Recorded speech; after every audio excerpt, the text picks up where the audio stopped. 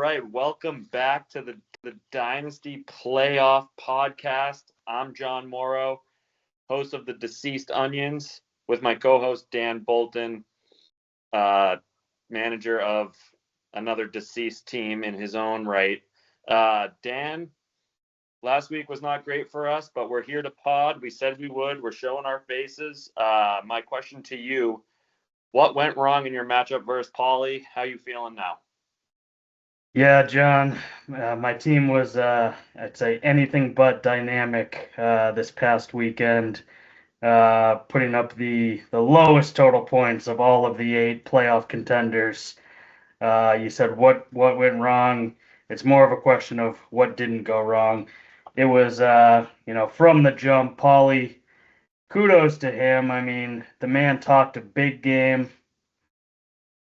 almost to an annoying extent, but he showed up when the lights were bright. And when I say he showed up, I mean specifically Jared Goff in that Lions Bills game. Like there was just no stopping.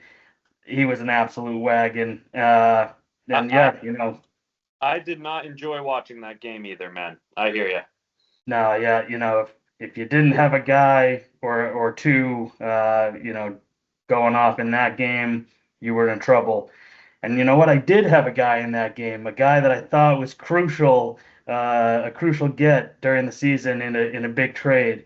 Lo and behold, David Montgomery going down with the fantasy season-ending injury, and yeah, just couldn't get anything started at that point.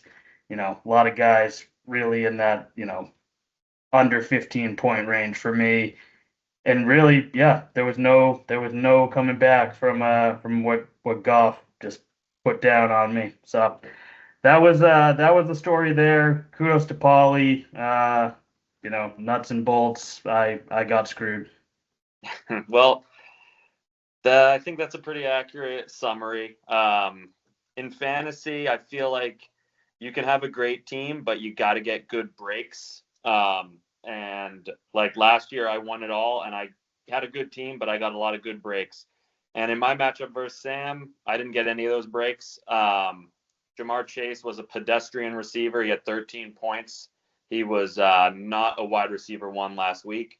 Tyrone Tracy, I needed double digits from him. He gave me 4. Kayshon Boutte is absolute ass.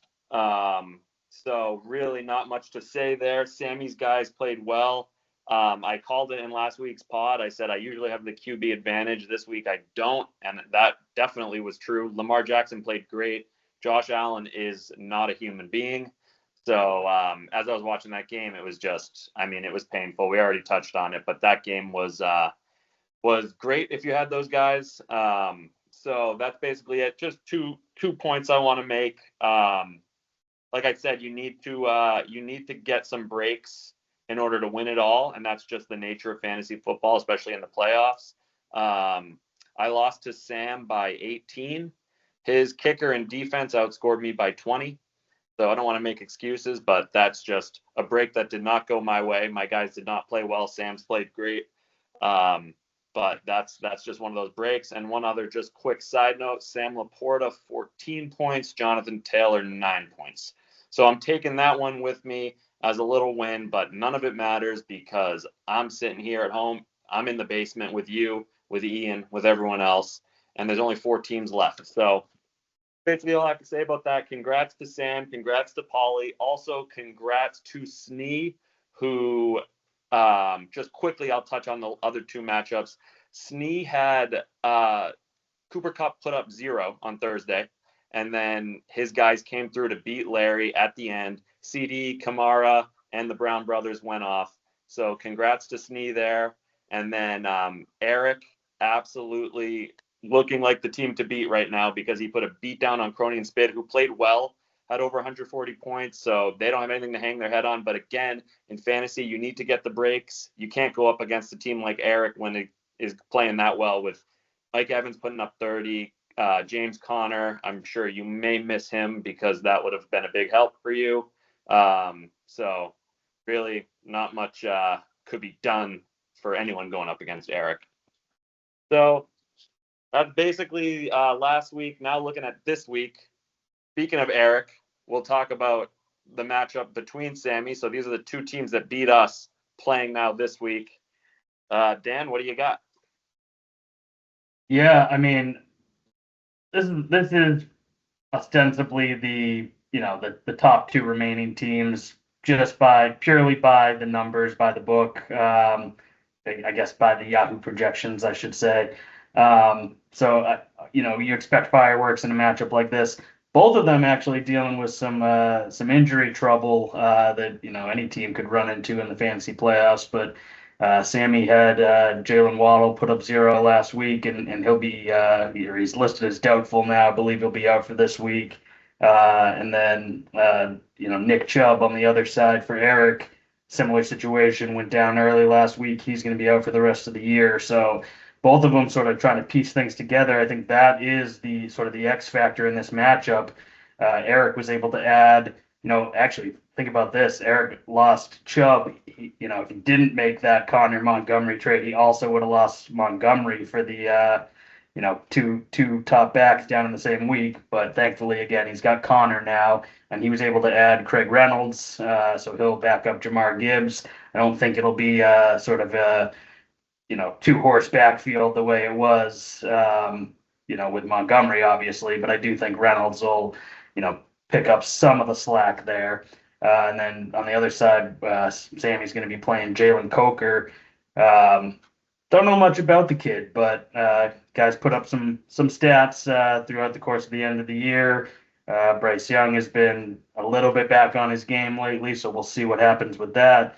But really, this is going to be decided by the big dogs. Both of them got some top tier receivers, and then both obviously with really great quarterbacks.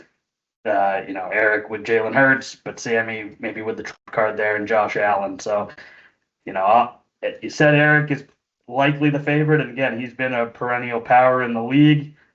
I'm going to slightly lean towards Sam for my prediction for this matchup.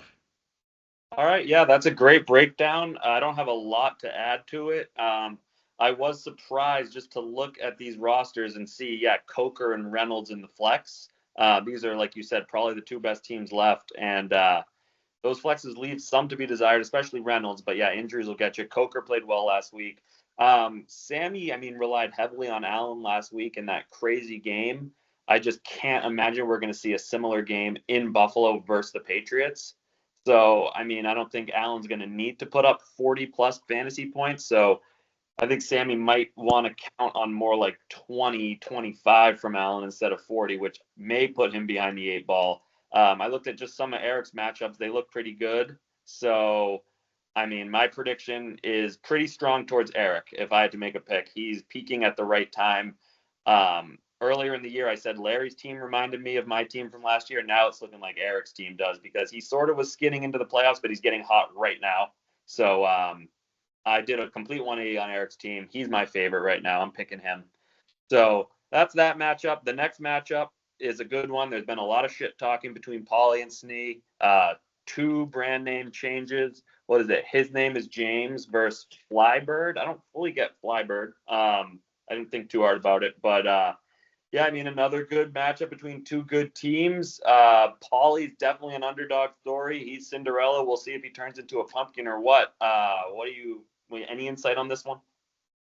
Yeah, I think one thing is for sure, right at this very moment, Mike Snee, or should I say James Michael Snee, is fuming at the fact that we have said that Eric and Sammy are the top two remaining teams left in the bracket. There's absolutely no doubt in my mind that Snee would take exception to that. We'll be getting on that. Rightfully so.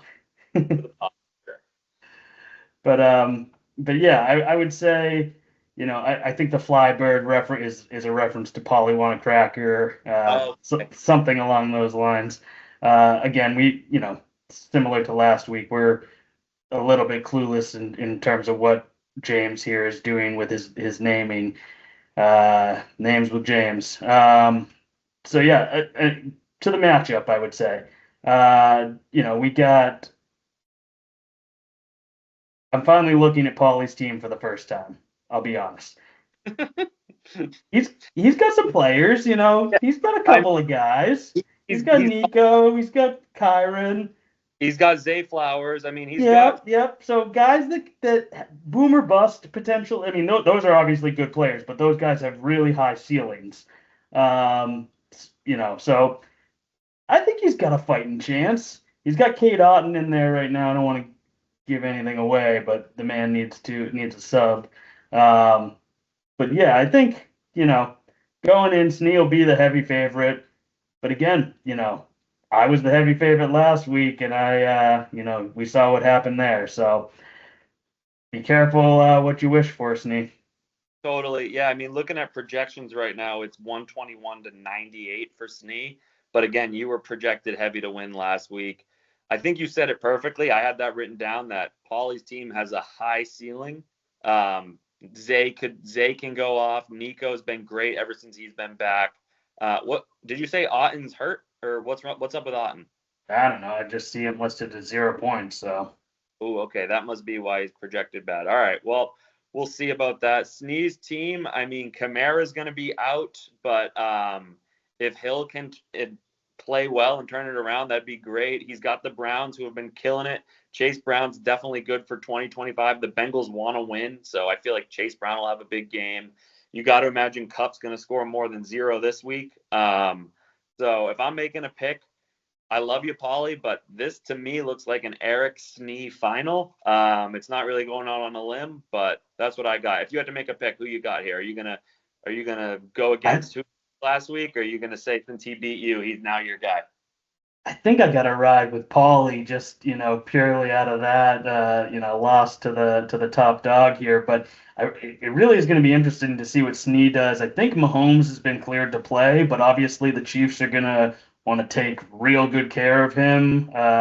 With their seed is likely secure, and obviously he was banged up last week, so I'm interested to see if Sneal, go with Mahomes, or if he wants to trust his whole season in Cooper Rush's hand. So I'm gonna,